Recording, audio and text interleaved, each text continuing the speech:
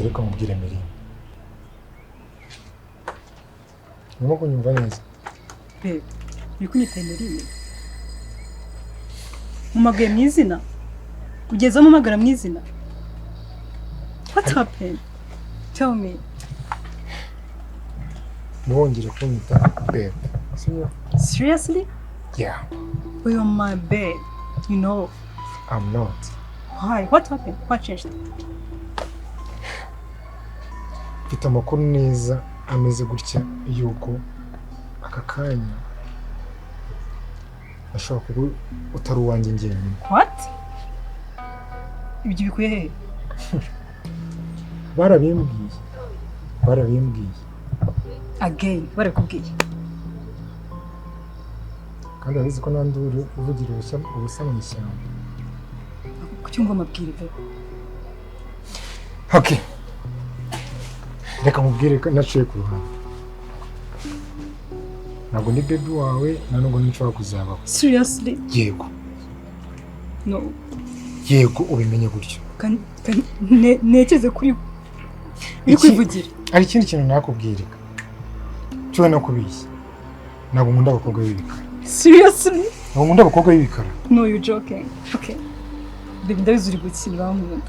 Sibyo? Tumanye igihe kimwe n'iki. Jana ntabwo tumanye. Is that prank? Okay, babe. Sibyo? Ni prank. Yeah, ntabwo prank. Ukomeje? Ntabwo prank. Wow. So what happened? Ntabwo prank. Babe. Uratinyitse uramubise. Ntabwo prank.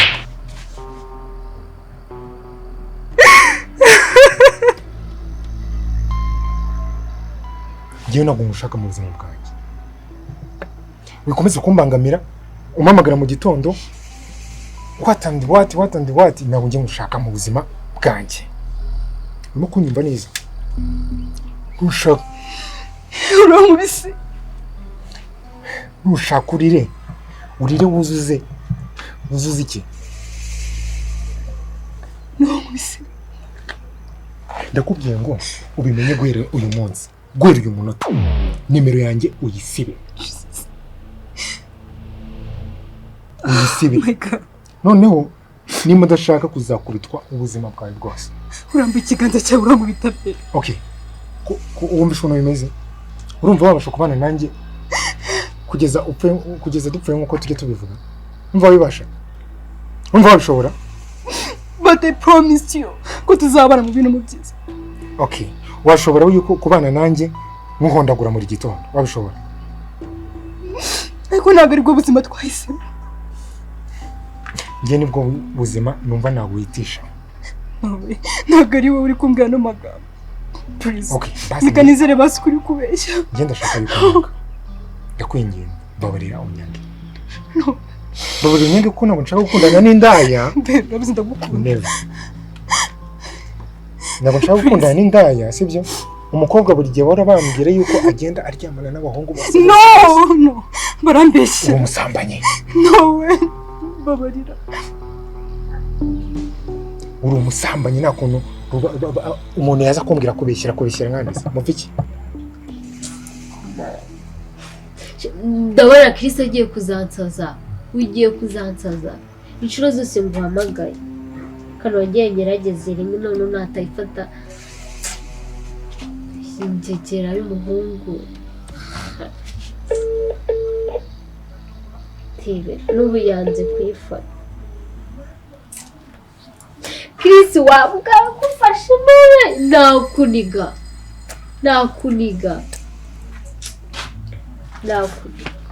Ese we bite nawe nshaka kumenya ko nutse haruguru numva witotomba Chris wambwa we. Chris yakugize ati mandekana n'iki gicucu njye najyamagaye kuva kare cyanze kwitaba telefone maze kumamagaye cyose gira rega 15 nanze gufata telefone.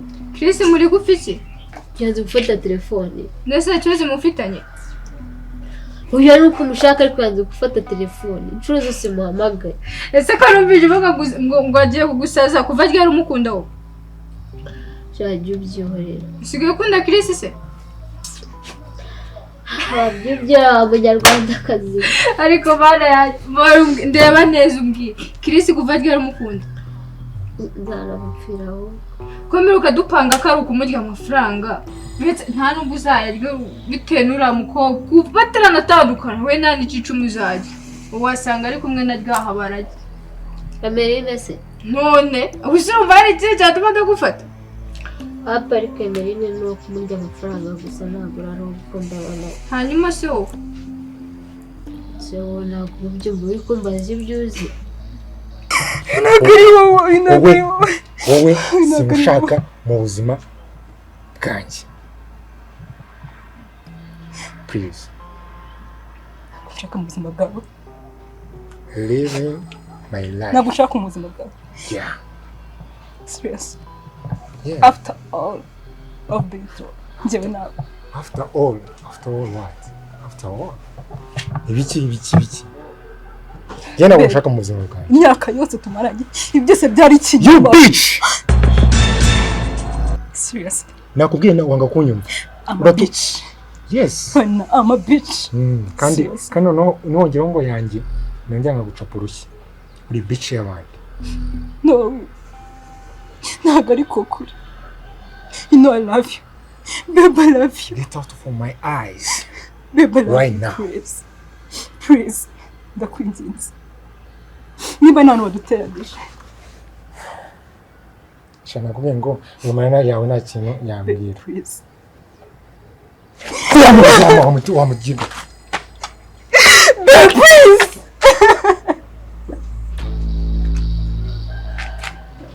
hanyuma ukumva ko azakwemera se Gusa naramutse wese kurya atanyemera. irasa agiye kunda Emeline udahari Bane Emeline nuko aba amafiti agize ate aba ari kumurya amafaranga. hanyuma se undi ubizi ute yarabikubwiye Genda bizi. reka tuve kuri uwo musore ubwo nyine sinzi ibyawe nawe ariko idiri twari dufitanye niyo kumurya amafaranga ibyo bintu byo kuzana ngo inkundo ubundi bwo ntari kwitesha Nese rero twamurya amafaranga kandi atari gufata telefone. Icyambere uko afite telefone yamara gufata telefone tukavugana none amafaranga nzamurya gute? Nese nakubwiye ngo umukore kuri Emeline warabikoze akugeze ngo kumukura kuri ranshinzi biroroshye. nacumaze rero wagize nakuze nasaze wasaze utese no kumukuraho byakunaniye Nese rero twayamurya gutse niba ukeneye amafaranga kwiyanze no gufata telefone. Shareka mubwize ukuri rero nimba yakunaniye umbwire ngo iyindi diri nzima kuko uri kumomberaho kumfasha ubusiri bumariye iki Nagaruka guhombera. Nese ndamamaga. sinjatumye gushyiraguje na Chris Wasanga ari kumwe na Nyirahabara rye ngo ni Emeline. none batari kumwe si sheri we ko nakubwiye ngo batandukanye warabikoze Usanga ariyo mpamvu yanze no kumfora. Isi wanjyegewe nyifashe nta kiniga. muri make se ubu ngiye nungukiye meshya Simari wakitonda tuanze turebe nafuta hari geneje twayabona amafaranga. kandi numva wamusariye Nagaruka umusera no kugira ngo duhe amafaranga. Nose twamurya mbwira nawe twamurya amafaranga gute kandi anze gufata telefone. none se gusara murya gute kandi uri kumusarira Naga ndi kumusera kandi ari kumwe na haba ngenda tekereza ko ari kumwe na Emeline ari mu. ataba ari kumwe se si sheri we ko nakubwiye batandukanye warabikoze Ikiza ariko kubatandukanya biroroshye. ngurakunze wakunze na ntugaseke usore rambo muyibona mwiki Kari agakobwa karizirika ka Emeline. Shasinzi keretse urupfu rwonyine rwo rwatuma kamuva. reka nguhe diri nzima rero nimba yakunaniye reka nguhe ne pasa tuyiririra amafaranga bigira inzira Ariko reka nkubwire sibyo tube turetse tubanze turebe ko aze kujya kumva cyangwa tubanze tureka kwemera ko numva wasanze Chris ariko bebe urane yakagukunyemera ntabwo yiswe aho gumva ngubwire tugomba kumukuraho fara Isi ni umukire tugomba kumukura ahitamukuye yose uri kugira kuyamukuraho yatangiye no kwanga kugufata kuko agukiriye ngewe uretse ndamuhamagara mu kanya urabibona kandi ngiye ndabizi ko ari bumfate ndabizi ko arava mu kanya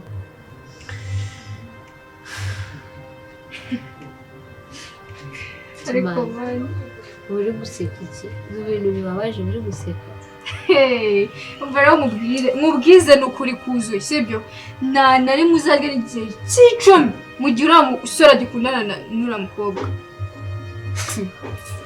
Erega barakundana niko kuri. Ako bakundana. Barakundana sha, ibyo by'ubimenye wagiye ubizi ko bakundana, nta n'ikizabatandukanye. Urabizi neza. Bari ukabye ubwo bushashaka bwawe. Erega nasoni, reka nawe wikaraze, urikaraga umenye ukuri. Abona di.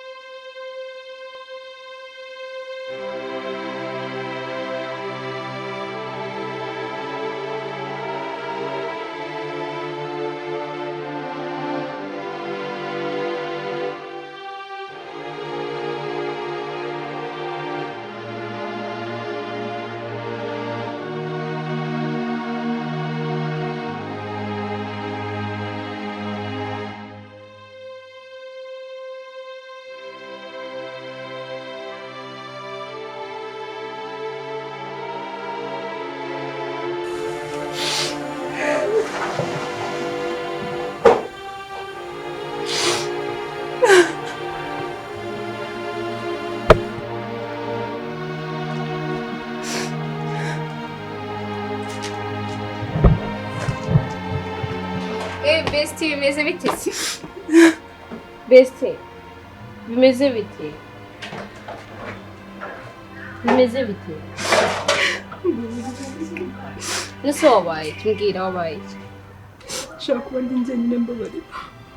Oya mbwira wabaye.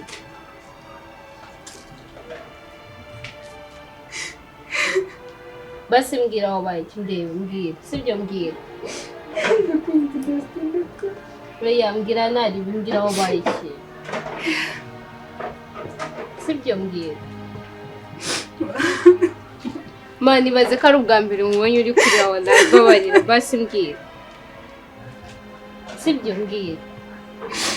Ya na makeup za wazishe wabaye igikobwa kibiko uri kurira mbwira. Mbwira pe. Wakwizera ko Chris? Nyine mbwira wowe mbwira nari sibyo mbwira. Ibaze ko ntutse. Kanyandagaza. Sure, Chris nzi njyewe niziye njyewe. Okay ngambwira sibyo ngambwira nkiza amaso. Bestie. Urabizi ukuntu umukunda. Ndabizi. Ibaze ko ari kumbeshya.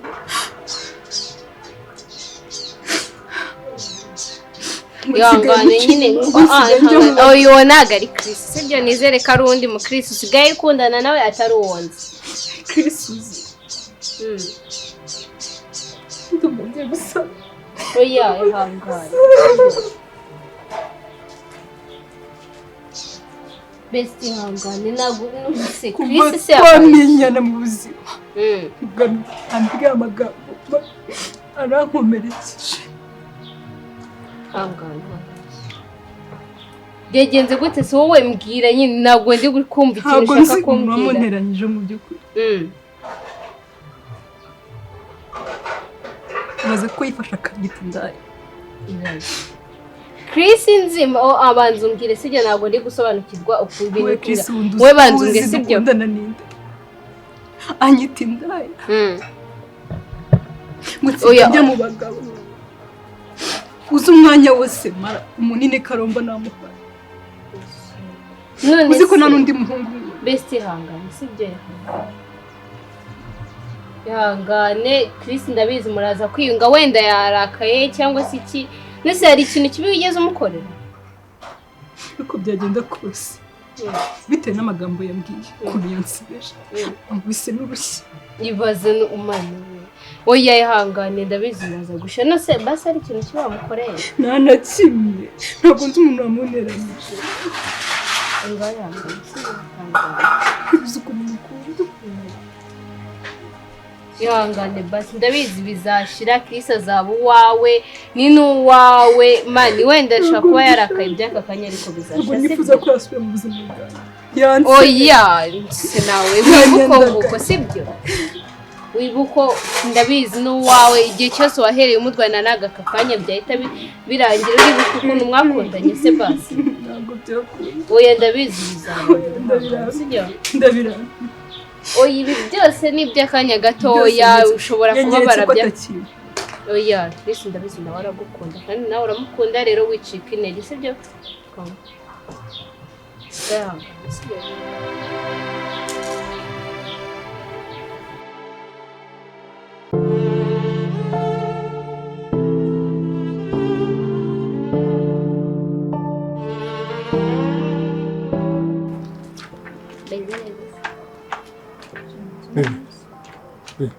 Izabitse. Bivuze ngo iki?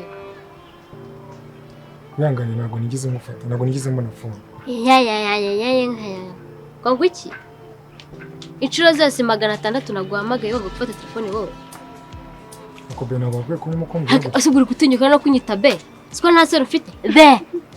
Urimo kunsubiramo. Iki? Urimo kunsubiramo. Simani. Uratekereza mu mutwe wawe. Udufite ikibazo. Kucindeba gusa. Urimo kunsubiramo. Iki? Shuri kunsubiramo. buretse gato. Shamani mbe ndetse gato. Buretse ariko cyo kutukana cyane. Aho mandi uzingegera y'imbwa. Tumva ikibazo cyatumye atagufata. Uzi kumuhamagara inshuro 10 na zinga yanga gufata umuntu. Subona ndimbura mukoro. Phone nawe nayishyize ntabwo nayumva. Cyangwa di uracyari kumwe na ya ntuza yawe. Ngo ni Emeline. Rero uzi ko mukunda. Uramukobwa namwanze kuvuga kera. Hashize igihe kinini duta. Kuva kera se kurya umuntu agwamaga inshuro 100 ngaye ngo gufata telefone. Uramukobwa namubwije ko imva yuko namukunda. Ceceka ngo tongiye kuvuga gutyo. Tongiye kumbwira gutyo. Wanjegera we. Urutwe rubi. Urimo kununga. Genda. Usibaho ngaho. Ceceka ngaho. Turatekereza bundi mutwe wawe. Buretse tumvuga impamvu ari kubivuga. Usiri kuzunsobanura ibi. Okay. Basi calm down. Okay? Ndagukunda n'umutima wanjye wose. Sibyo? Shaka bugufi rero ureke basi nsobanurira. Wamamagaye phone nemo kuyumva. Icyo ntago ari ibintu byumvikana kandi nje kukureba. Ese ubundi ukunda Emeline cyangwa ukunda uyu nguyu? Nkunda uno mukobwa. None se ne kubera cyo utamufashe? Emeline ntabwo mukunda. Turi no gutinyuka kumamagara mu izina ryanjye nta n'isoni ufite. Yarambajije ngo umundande. Sibyo? Ukunda nde nyine? Kabe nauko ibintu byose ikintu cyose nagikora nimbabaze ndiro nazo gusaba. Sibyo? Skurirugora n'inshoreke yiwe hari abita Emeline. Wikongera kumfataho ndekura vuba. Muretse nimba atabishaka mureke. Banza utubwire impamvu utamufashe. Ni iyihe mpamvu? Emeline naramwanze nkunda wowe. Uramutse ntago mwaye muri kumwe. Twari turi kumwe ndimo. Oha ibyo birahagije rero. It's okay birahagije. Urabona gutwa. Mwari muri kumwe subyemereye. Mwari muri kumwe. Kandi narabitekereje. None ko mwari muri kumara n'iki? Ko nyine wavuze ko mwatandukanye. None ko muza kuvuga. Mbese nganyumvira. Okay basi. Wabwira inshuti yawe ikavanga basi kadumwana. Gute se nagenda? Urana nasiga inshuti yanjye hano. Kugisare nkawe. Mukomera kananuka, okay? Urenze ko umwe bakibaho hano. Kana nisoni. Ngo ngenda musigane nawe. Mwizeye gusa cyane kira kitana kuniga man. Cyana kuniga wowe. Umukobwa wawe. Urimo kunuka?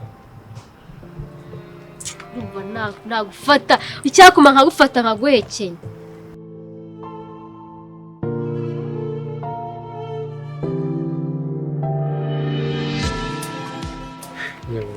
Nzi ko kibaho abakobwa bameze gutya.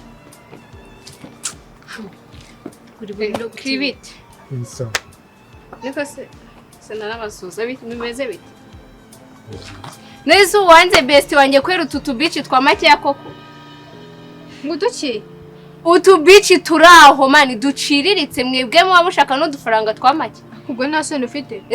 Surinde. Narazineye bro narazineye. Ubu tudukobwa nitwe dutumye wanga best wanjye reba nawe. Zibaho ngaho. None zibaho ngaho ndaya niya. Ndaya niya. Nawe uramba he? Niko ari gutuka shiri wawe ngo izi sivanga ni shiri wawe. Navuge umuzima n'ubu. Manu tudukobwa twa make. Okay. Mureke kureka kuvuga nabi sibira. Ehe mvuge Baga neza. kanaka. Oya ngamvuna do. Nyumvira ibi n'abakobwa bawe bari.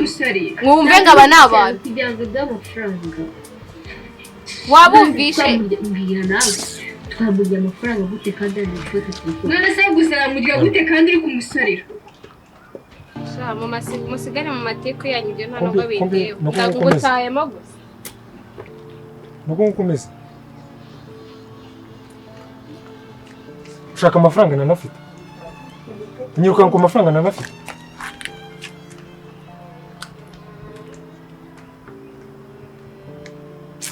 Mwana cyakoze ndabibonye sibyo wirukanyira ku bigusiga koko ziza umukobwa unkunda ndemeye ndamuretse nje kuri wanze ko nkunda urangije gukora ibyo bintu akunda nyoko zakunda nyoko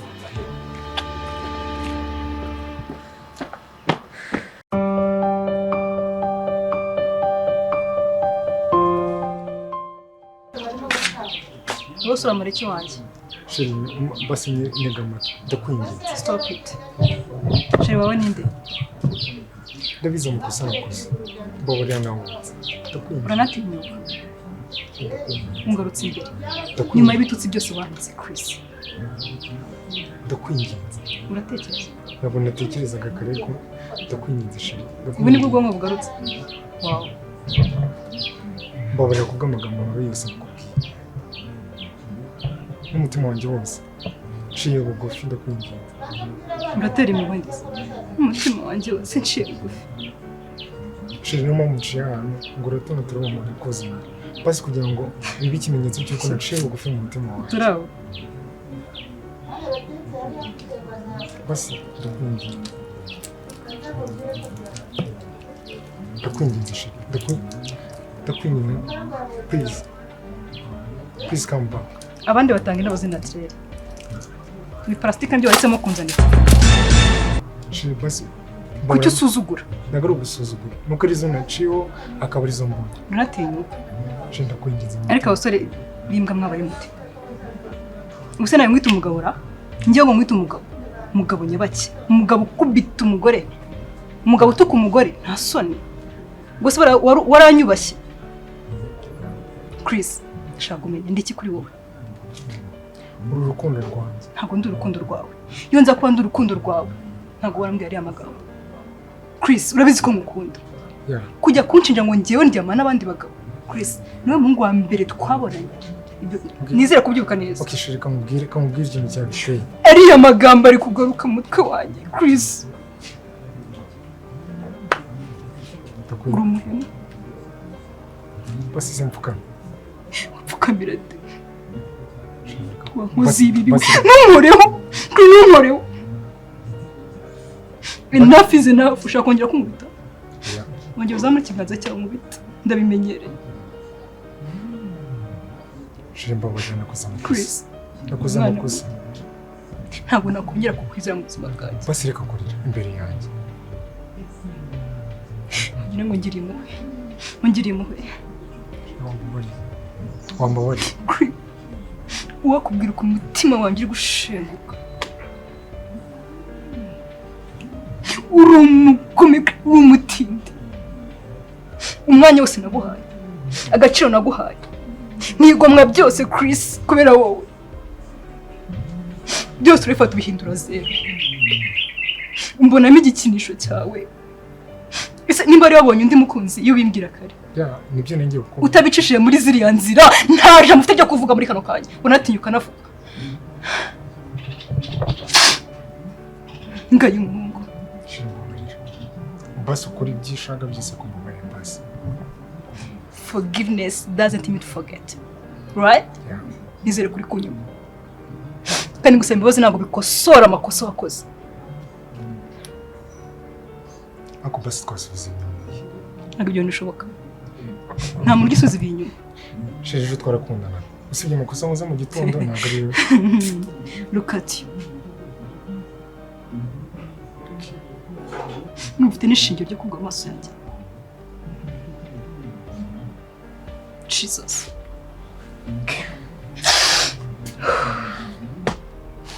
sheri genda ubitekerezeho ntacyo mfite cyo gutekereza numva mutwangiye byivanze. Ntekereza iki? Ukeneye iki muri kano kanya? Urifuza iki? Imbabazi. Ndakwinginze umutima wanjye wose. Imbabazi. Ntabwo nzongera gukora amakosa. Ntabwo nzongera. Inzira rugiyemo aho warugibonye byanze. Urangarukiye. Kuko uzi ko anytime nakubabarira. Yaba koko bose umuntu amaze kumenya ko atabose batankunda. Yo. Urugiye kugerageza ahandi. Nta makosa nakoze. Ndakwinginze. Chris. Nundi mukobwa wundi uzahura.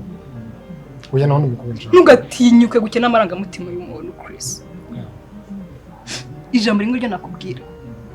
Ntabwo ndi umugome Chris, ntabwo ndi umuntu mubi. N'Imana itangibaza. Niyo nakubabarira. Nivuze ko nasura nawe. Byanjye nawe tubirangira aha. Ibyanjye nawe birangirira aha. Ntacyo bivuze. Ntacyo bivuze imbere. Haguruka. It's okay, nakubabarira ko ntabwo nasura nawe.